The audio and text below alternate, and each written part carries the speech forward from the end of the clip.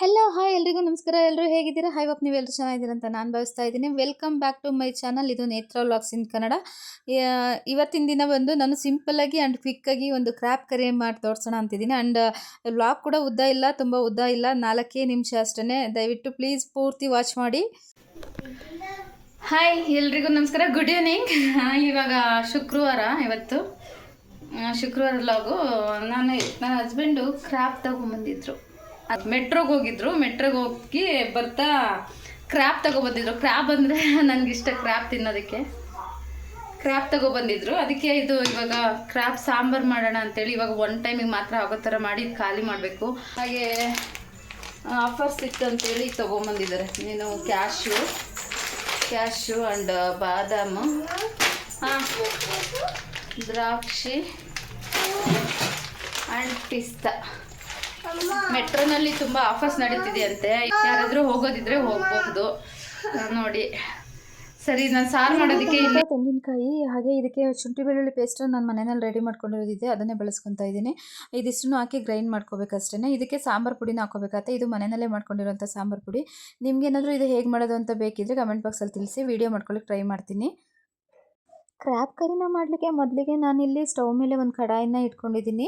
ಕಡಾಯಿಗೆ coconut ಆಯಿಲ್ನ ಹಾಕ್ಕೊತಾ ಇದ್ದೀನಿ. ನಿಮ್ಮೆಲ್ಲರಿಗೂ ಗೊತ್ತಿರೋ ಹಾಗೆ ನಾನು ಕೋಕೋನಟ್ ಆಯಿಲ್ ಅಷ್ಟೇ ಉಪಯೋಗಿಸೋದು, ಅದು ಬಿಟ್ಟು ಯಾವುದೇ ಥರ ಆಯಿಲ್ನ ಉಪಯೋಗಿಸೋದಿಲ್ಲ ಅಂತ ನಿಮಗೆ ಗೊತ್ತು. ಎಣ್ಣೆ ಬಿಸಿ ಆಗೋವಷ್ಟರಲ್ಲಿ ನಾನಿಲ್ಲಿ ಪಾತ್ರೆಗಳೆಲ್ಲ ತೊಳೆದಿಟ್ಟಿದ್ದು ಅದನ್ನೆಲ್ಲ ಜೋಡಿಸ್ಕೊಬಿಡೋಣ ಅಂತೇಳಿ ಜೋಡಿಸ್ಕೊಬಿಡ್ತಾ ಇದ್ದೀನಿ. ಹಾಗೆ ನಾನು ಏನು ತೊಗೊಂಡು ತೋರಿಸೋದಲ್ಲ, ಡ್ರೈ ಫ್ರೂಟ್ಸ್ ಕವರ್ಸು, ಅದು ಪ್ಯಾಕೆಟ್ಸ್ ಎಲ್ಲ ಎತ್ತಿಟ್ಬಿಡೋಣ ಅಂತೇಳಿ ಎತ್ತಿಡ್ತಾ ಇದ್ದೀನಿ. ಇನ್ನು ಇಲ್ಲಿ ನಾನು ಈ ಒಂದು ಕಡಾಯಿಗೆ ನಾನಿಲ್ಲಿ ಸ್ಟೋನ್ ಪೆಪ್ಪರ್ನ ಬಳಸ್ಕೊತಾ ಇದ್ದೀನಿ.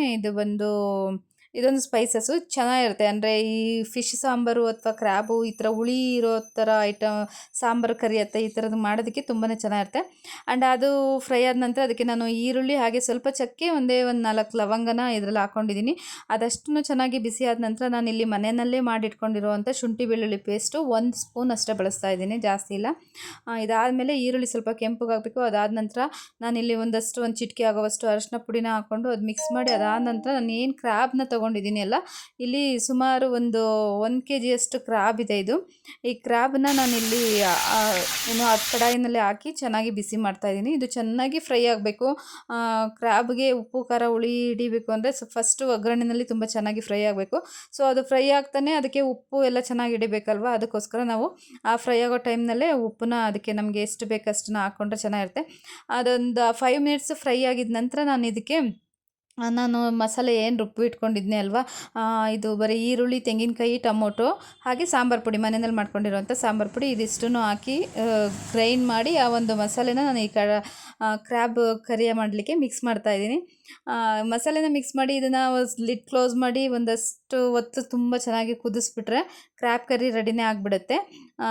ಅದ್ರ ಮಧ್ಯದಲ್ಲಿ ನಾವು ಹುಣಸೆ ಹುಳಿನ ಹಾಕ್ಕೋಬೇಕಾಗುತ್ತೆ. ಹುಳಿನೂ ಕೂಡ ಚೆನ್ನಾಗಿ ಬೇಯಬೇಕಾಗುತ್ತೆ. ಹುಳಿ ಹಾಕಿದ್ರೇ ಕ್ರ್ಯಾಬ್ ಮಸಾಲ ಚೆನ್ನಾಗಿ ಬರೋದು, ಅಥವಾ ಏನು ಕ್ರ್ಯಾಬ್ ಕರಿ ತುಂಬ ಚೆನ್ನಾಗಿ ಬರೋದು. ಇಷ್ಟೇ, ಇದನ್ನು ಹುಳಿ ಹಾಕಿ ಒಂದು 5 ಮಿನಿಟ್ಸು ಕುದಿಸ್ಬಿಟ್ರೆ ಕ್ರ್ಯಾಬ್ ಕರಿ ಫುಲ್ ರೆಡಿ. ನೋಡ್ತಾ ಇರ್ಬೋದು, ಫುಲ್ಲು ಎಣ್ಣೆ ಎಲ್ಲ ಬಿಟ್ಕೊಂಡು ಚೆನ್ನಾಗಿ ಕುದೀತಾ ಇದೆ. ಇವಾಗ ಈ ಕರಿ ರೆಡಿ ಆಗಿಬಿಟ್ಟಿದೆ. ಇವಾಗ ಇದು ಅನ್ನಕ್ಕೆ ಸರ್ವ್ ಮಾಡ್ಕೊಂಡು ತಿನ್ನೋದಷ್ಟೇ ಬಾಕಿ.